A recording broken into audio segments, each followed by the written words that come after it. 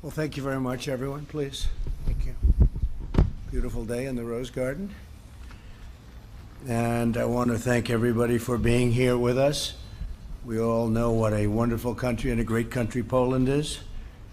And it's my honor to have a friend of mine here, President Duda of Poland, who has done an incredible job. And I do believe he has an election coming up, and I do believe he'll be very successful. So thank you very much, and all of your representatives, thank you very much for being here. This is the third time that we've hosted President Duda. The First Lady and I also cherish our remarkable visit to Poland 3 years ago. That was an amazing event. We had an event because it was a speech, and a lot of people watched that speech, but it was a very historic moment and an important moment for our two countries.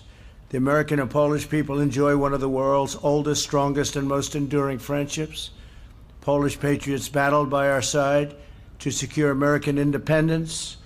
American and Polish warriors fought and died together to defeat the Nazis. In World War II, the United States stood shoulder to shoulder with Poland in its courageous struggle against communist oppression.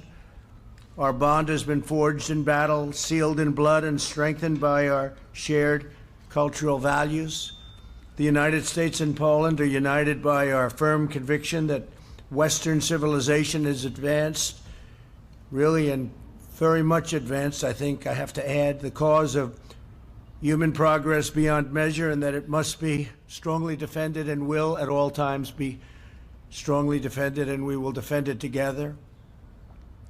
In our meeting today, President Duda and I reaffirmed the vital alliance between our nations. Last year, we signed 2 joint declarations to increase our security collaboration, and we look forward to signing a defense cooperation agreement. Poland recently purchased 32 brand new state-of-the-art F-35 fighter jets, the best in the world, and Poland is one of only 8 NATO members. The others, some of them haven't done so well in terms of what they're supposed to be paying to NATO.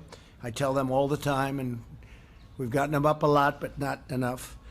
But Poland is one of only 8 that is current with the money that they are supposed to be paying. That's the 2%. 2% is a very low number, but we have a large number of countries that haven't paid.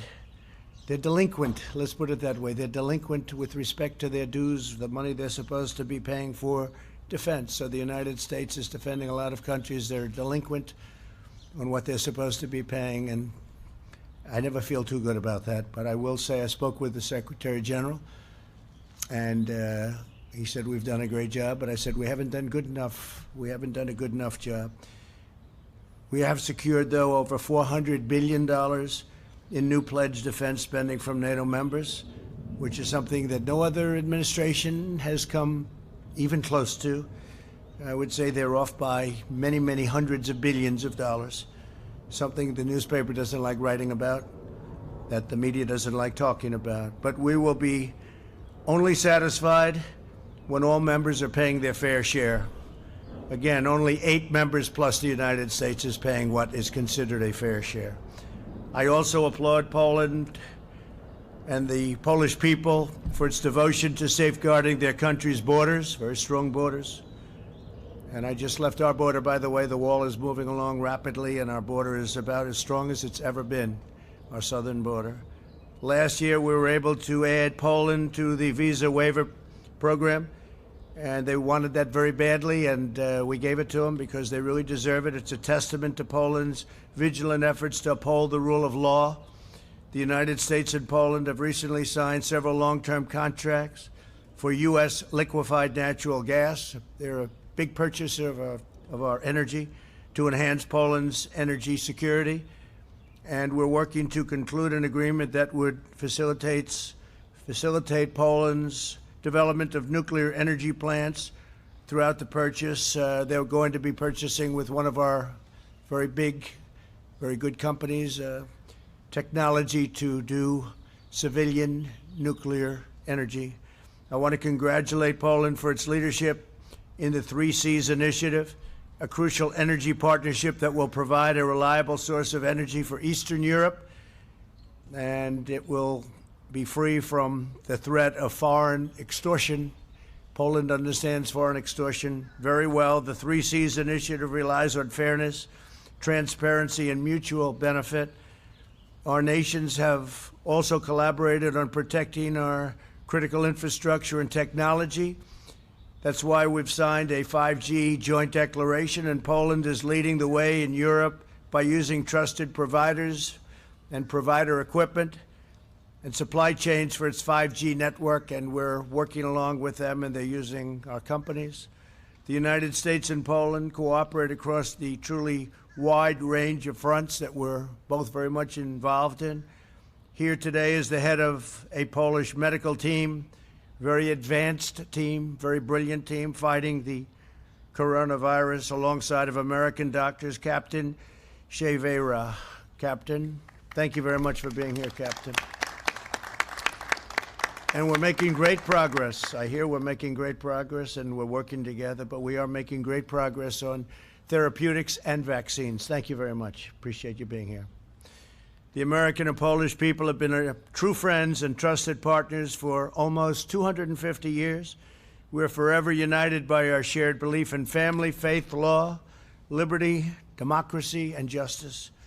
As the old Polish motto goes, we will stand together in the name of God for our freedom and for yours. President Duda, let me express once again our gratitude for your visit and friendship. We have had a very, very special relationship. Our alliance is powerful and a very powerful testament to what free people can achieve together. And I believe that the greatness of our relationship lies ahead. Thank you very much. President, please. Thank you. Thank you very much, Mr. President. Szanowni Państwo.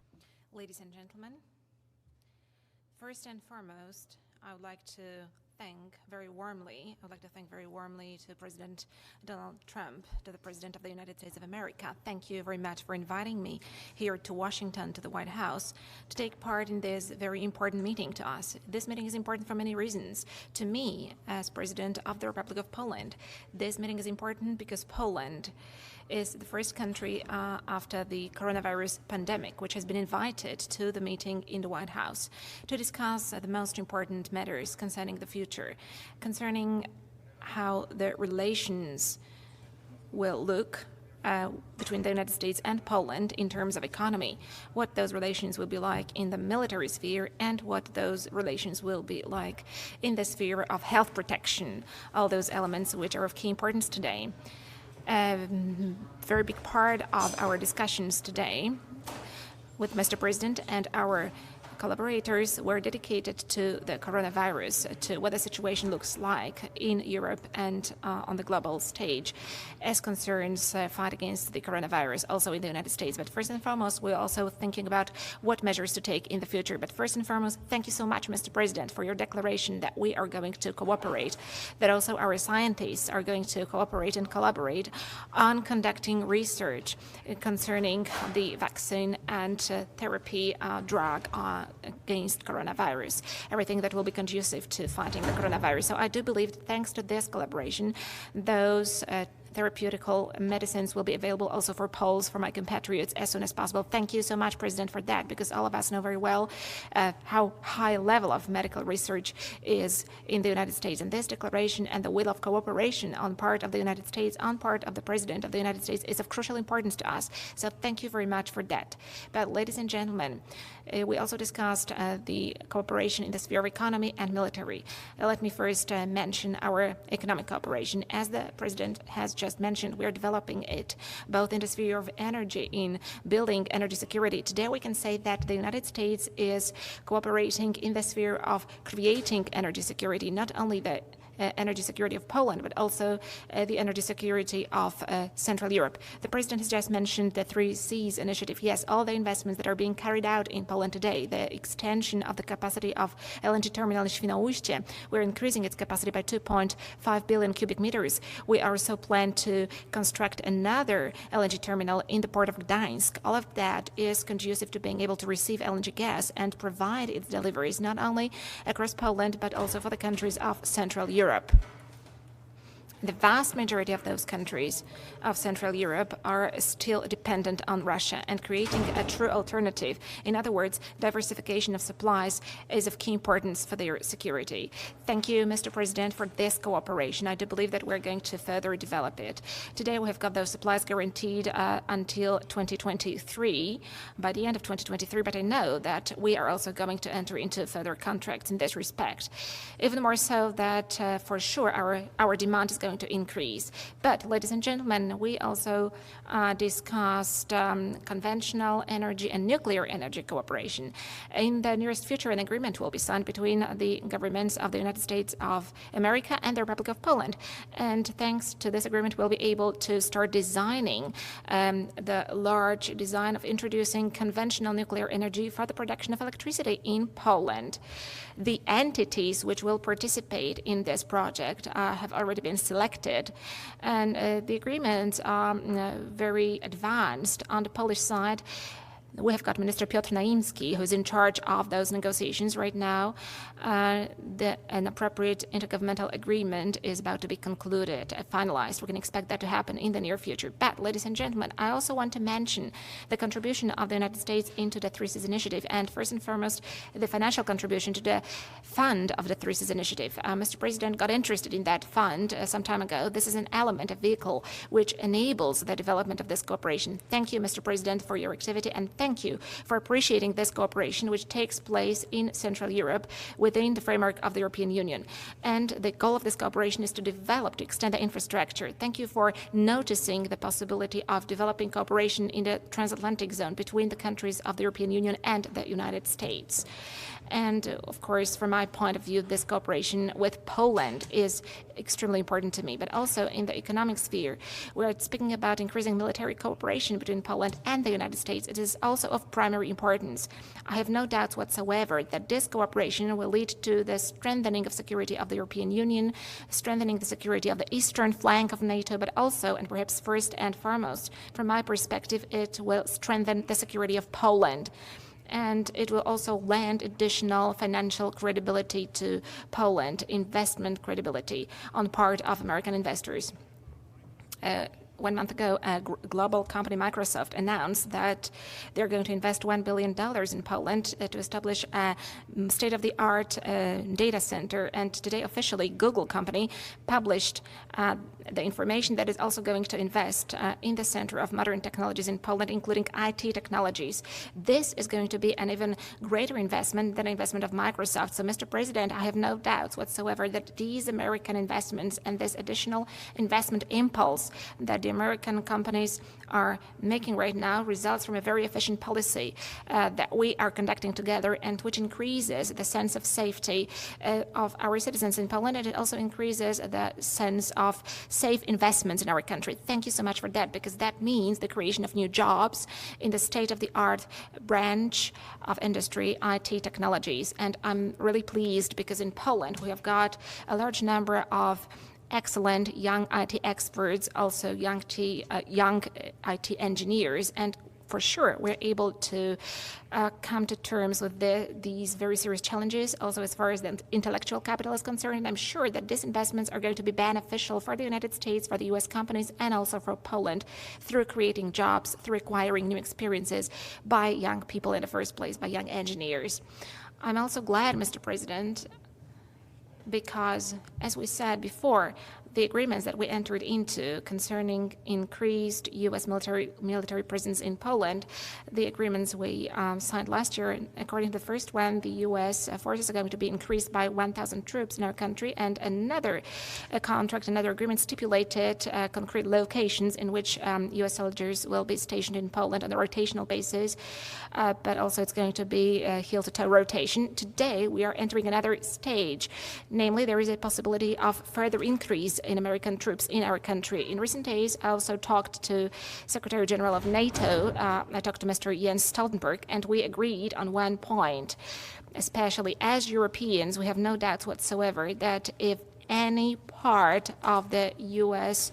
armed forces, which is the biggest armed forces in the world, was withdrawn from Europe, that would be very detrimental to European security. So in our belief, it is deeply justified to ensure that the U.S. troops are left in Europe. So, Mr. President, thank you so much for this meeting today. Thank you so much for accepting Poland during this meeting at the White House. So we are the first country which has been received after this long break in international diplomacy. Thank you for your words about our pride and heroism of Poles over history. Today, Polish soldiers stand arm in arm with U.S. Soldiers. We are tested allies. Together we spilled blood in Iraq and Afghanistan, and we stand ready, always ready, to implement our allied obligations and commitments. And thank you that the United States, thanks to your policy, Mr. President, is demonstrating itself as an absolutely loyal ally to us, and thank you that we can count on the United States. Also, I'd like to say that I'm grateful, Mr. President, that you have been stressing historical truths in such a decisive way. This is extremely important to us Poles. Fighting disinformation, defending historical truth, also about the Second World War, about who started the war, about the course of the war, is incredibly important to us. And thank you, Mr. President, that you are adopting this stance and contributing so much to putting the record straight. It's important also to us from the point of view of our dignity. The Second World War was a period of great drama and trauma in the history of our nation. We lost 5 million citizens, and that was a tragedy to us. So because of that, it is important to spread this truth, to present it as it really was. But it's also important to speak about the heroism of Poles, wherever they were fighting, wherever they were spilling their blood, arm in arm with their allies at Monte Cassino, at Tobruk, and at other places all over the world, both on the Eastern Front and on the Western Front. All of that, saying that, is extremely important. So I'm happy that today we can anchor our security in the United States. I'm glad that we have got this excellent economic cooperation. So, Mr. President, I have no doubt whatsoever that the coronavirus pandemic will pass, and we will be going together towards the development of our countries, towards the development of our societies, towards the building of a better, more prosperous future, both for the United States, for Poland, and for Europe. Thank you so much.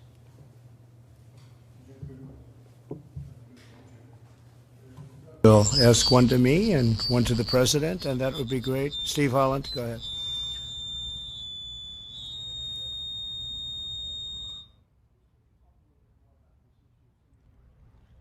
Poland, would you send them from Germany, and what sort of signal would that send to Russia? And for President Duda, how do you feel about this, taking some troops out of Germany to go to Poland, and what signal does that send to Russia? Thank you. Well, just to start, as you know, Poland is, as I've said many times, Poland is one of the few countries that are fulfilling their obligations under NATO, in particular their monetary obligations, and they asked us if we would send some additional troops. They're going to pay for that. They'll be paying for the sending of additional troops, and we'll probably be moving them from Germany to Poland. We're going to be reducing Germany very substantially down to about 25,000 troops. We actually had 52,000, but we'll be moving it down to about 25,000. Germany's paying a very small fraction of what they're supposed to be paying. They should be paying 2%, and they're paying a little bit more than 1%, depending on how you calculate. You could also calculate that they're paying less than 1%, but if you assume they're paying 1%, that's a tremendous delinquency. Let's use that word, delinquency. So we're going to be reducing our forces in Germany. Some will be coming home and some will be going to other places, but Poland would be one of those other places in Europe. It would send to Russia by doing this? I think it sends a very strong signal to Russia, but I think a stronger signal sent to Russia is the fact that Germany is paying Russia billions of dollars to purchase energy from Russia and through the pipeline. And I'm saying, what's that all about? You're spending billions of dollars to Russia, then we're supposed to defend you from Russia. So I think it's a very bad, I think the people of Germany are very unhappy about it. I have many friends from Germany, and the people in Germany are very unhappy about it. They don't like it, but that's what they chose to do. So they're spending billions of dollars to buy Russian energy, and then we're supposed to defend them from Russia. So that doesn't work too well. But Poland has been very, very terrific. In fact, I don't believe Poland is actually accepting any of the energy from the pipeline from Russia. So that sends a signal right there. With all of that being said, we expect to get along with Russia. We expect to get along with everybody. But Germany has, they really owe a lot of money in NATO, and this has been going on for many years. When you add it all up, you're probably getting close to $1 trillion. And that's not treating NATO fairly, but it really isn't treating the United States fairly. You know, the United States is the major participant in NATO. We pay more than anybody else by far, have for many, many years. So we defend Europe, but Europe also takes tremendous advantage of the United States on trade. Advantage like you wouldn't believe. So we're trying to work that out, and I would imagine they'd like to wait till after the election so that maybe they could deal with somebody other than President Trump. But after the election, they'll just have to pay more. But that's the way it is, okay? Thank you very much, please. Szanowny Sir, first of all,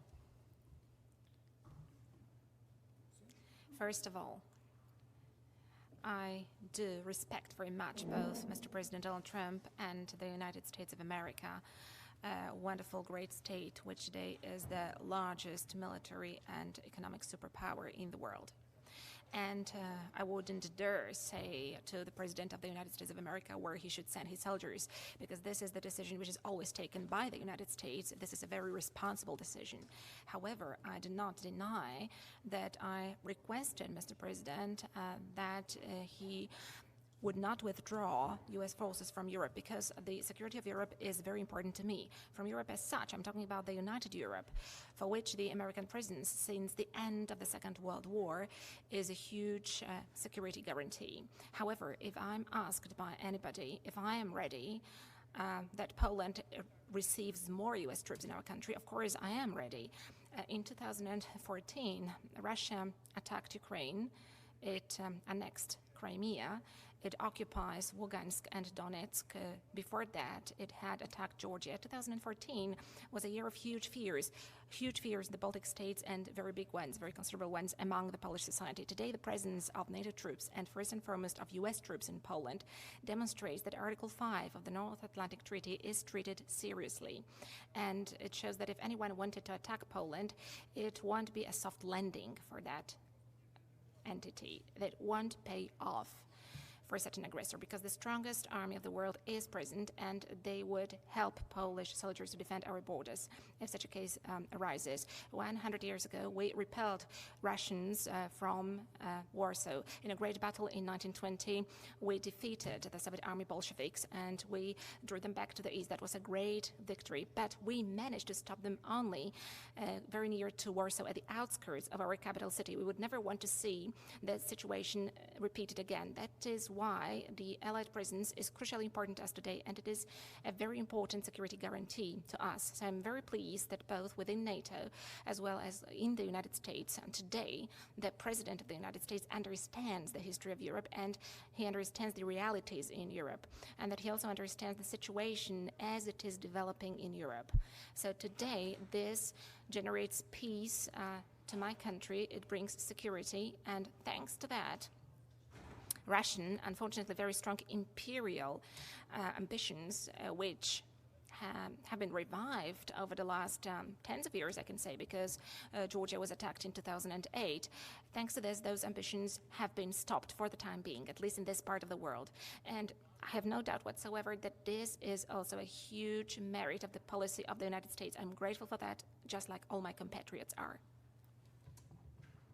I want to add 2014, which the president was talking of. That was a year where Russia had a good time with the United States. To the best of my knowledge, President Obama and Sleepy Joe Biden, they were in power.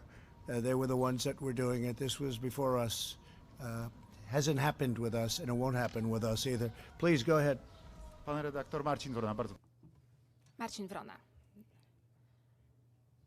President, you had to cancel your last trip, your last visit to Poland because of the hurricane. Are you planning a new visit to Poland in the near future? And the second question is on COVID. Is there a chance for Poland to participate in the development and early access, both to the vaccine and to the therapeutics? Panie prezydencie, czy jest szansa na to, że podczas tej współpracy Mr. President, is there a chance that during this cooperation with the United States we'll get fast access both to the vaccine as well as to concrete drugs against coronavirus? And we'd like to do it again as soon as we can. We have an election happening in this country, as you probably have heard, and so I probably won't be able to do it until after the election, but assuming things go well, the answer is a very definite yes, actually. As far as the joining with us on the vaccines, and therapeutics, by the way, because the therapeutics to me, if you gave me a choice right now, probably therapeutically, maybe I'd like that even better, but we're working very well on both. I think we're coming up with some great answers. I think you're going to have a big surprise, a beautiful surprise, sooner than anybody would think. But the answer is yes, we will be getting Poland involved, both in terms of helping, but also in terms of taking care of the Polish people once we have the vaccine. But I think we're going to have it very soon. Okay? Thank you. Panie redaktorze, Sir, we got involved as a state in the cooperation and also in supporting allies, be it in a symbolic dimension of the United States in the fight against coronavirus. That is why we have here with us today a captain, medical doctor, from Poland. I want to say, yes, of course, I'm working on this obvious assumption that by taking part in the research and also by being, in a certain sense, co-creators of the vaccines and therapeutics, Poles will be able to count on these vaccines and therapeutics to be available for the Poles as soon as possible. So speaking openly, this is also the intention I have in my cooperation with the United States of America to make sure that these vaccines are available to Poles and to other nations wherever they will be applied as soon as possible. Okay. Thank you very much. John, please.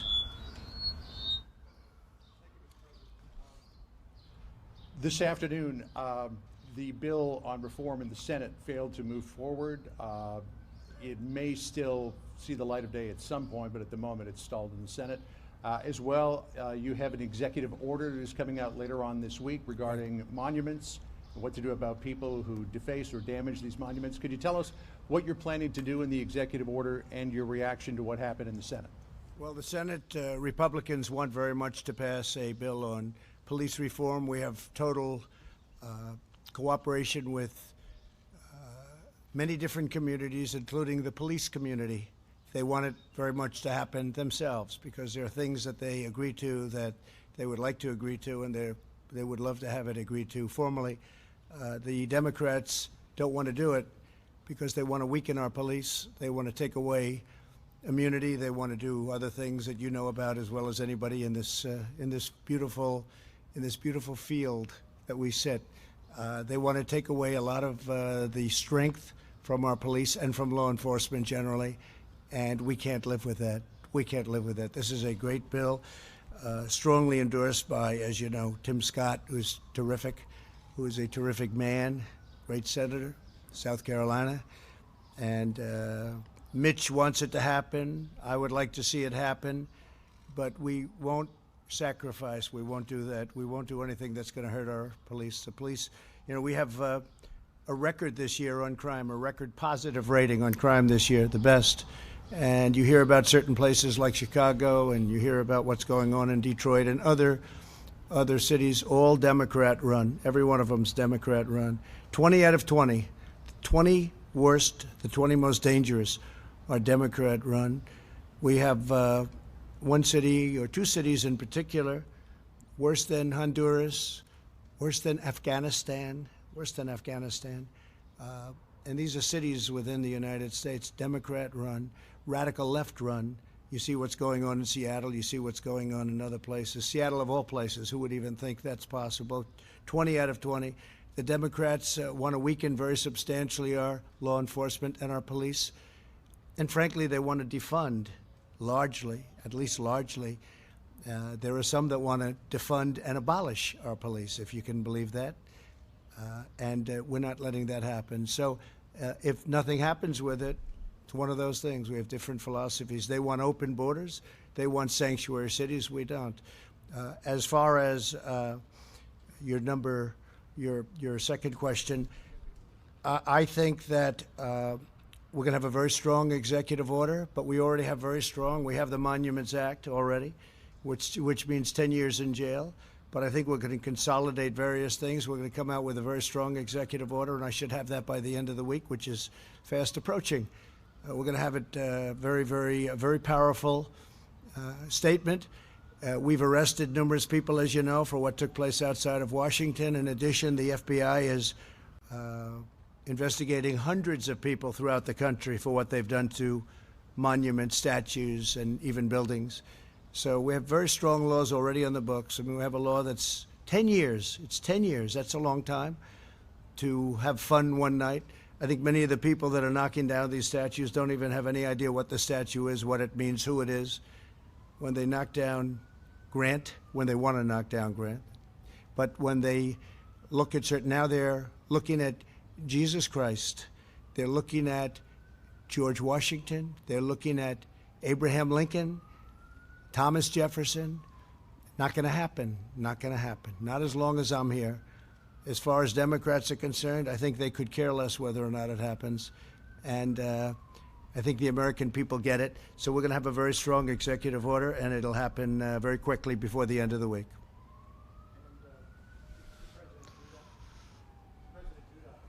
We have an election coming up in November. You have an election coming up on Sunday. Some of your critics, who are politicians here in the United States, have criticized this visit to the White House, saying it is tantamount to election interference because it shows a very close relationship between the United States and Poland at a time when you really need it. What do you say to those critics? And Mr. President, feel free to weigh in if you want to. Szanowny panie, przede wszystkim. Sir, first of all, let me also follow up on the question that you asked to President Donald Trump. I would like to thank you, Mr. President, because, among others, not a long time ago, the monument to General Tadeusz Kościuszko was devastated. That was the national hero of Poland, but also the national hero of the United States, who was fighting for the independence of the United States. He had great merits. He was also the commander of a Polish uprising where he was fighting for the independence of Poland. He suffered heavy wounds in Poland fighting for the independence of our country, and for completely incomprehensible reasons to us, that monument was devastated recently. And thank you so much that it has been renewed so fast, and that made it possible for me to lay flowers at that monument and pay tribute to that great soldier and a great commander. Thank you for that. That was outrageous for a big number of Polish people back in Poland, all of them probably, and for many, many Polish people living here also in the United States. Polish organizations here in the United States asked me and told me that they would renew that monument. I know that it has already been renewed by the United States. No assistance was needed, so I'm very grateful for that here the monument to Tadeusz Kościuszko stands near the White House, and he looks as he should look, which he has deserved for the merits he laid for the United States and for Poland. So thank you very much for that, Mr. President. And answering to your question, 2 months ago, at the very beginning of the pandemic of coronavirus, we had a lengthy conversation with President Donald Trump. The pandemic disrupted the plans of our cooperation, which we had. And back then, we made an arrangement with Mr. President that we would meet as soon as it would be possible. And this has been implemented. And the fact that this arrangement has been put into force is demonstrated by the visit today. I'm very grateful to Mr. President for inviting me here today. And together with Mr. President, we we are implementing our presidential duties. The president is always in charge of his national interests, and this is the task of the president. When the president is acting in the international sphere, this is my sense, and but I also know that also it is a very strong belief of President Donald Trump. The president is supposed to realize the interest of their country. So Mr. President Trump is realizing the interest of his own country, and I'm realizing the interest of Poland. So we are looking for a win-win situation where both parties are the winners, where both parties are able to implement their interests as part of the cooperation which we're implementing. This is the way we act, and in this very moment we are acting on a national level, on the state level. We are just fulfilling our obligations and duties as presidents of our countries, as those who are representing our nations and who want our societies to have as good lives as possible. Thank you very much. Doing very well in Poland. He's doing a terrific job. The people of Poland think the world of him. And by the way, Mrs. Duda, who's a terrific woman who we've gotten to know also through our various travels and meetings. But they think the world of him, and I don't think he needs my help. I'm honored that this is a day that's, I guess, just before your election. I'm honored, but he will do very well with or without us. He's going to have a great success, and Poland is going to continue on. They're doing incredibly well as a country. Okay, please. Thank you very much, Thank Mr. you. President. Best regards to Madame Melania, Thank to you. your wife. Pan redaktor, bardzo proszę, telewizja polska. Polish television. Good morning, Rafał Stańczyk, Polish television. I want to ask about timing of that visit. President Andrzej Duda is the first president, the first international guest in the White House since the lockdown. And today there was a big military parade in Moscow. Can we combine those two facts? Is it kind of proof that that Poland is an important partner for America? Can we treat it that we can rely on America in Poland? Thank you. Well, I think you can, and we also are working with Russia right now on an arms treaty, which is a very big thing, nuclear arms specifically, but we're working very much, and I think I can say, Mike, we're doing very well on that. We're two countries that want to see it happen, and we're working on other things with Russia. We have a very good relationship. We have our ambassador over there right now who'll be attending certain festivities, and that's a good thing, and I think that's frankly a good thing for Poland also. Likewise, we're going to be having very important dignitaries at your parade. You're going to be having a very big event soon, and we're going to be, I guess, in August, and we're going to have people representing the United States at a very high level, and that's very important to us also. Okay? Please. Panie redaktor. Sir, I have this feeling and sense that I'm conducting negotiations in Polish matters here in a very experienced and very tough politician, a tough player, I can say, that is President Donald Trump, who is standing strongly and looking to the interest of his country and his citizens. What I'm doing here is I'm representing Polish interests here, and I'm not parading in Moscow. That is all. Thank you very much. Thank you all very much. We will see you soon. Thank you. Thank you very much.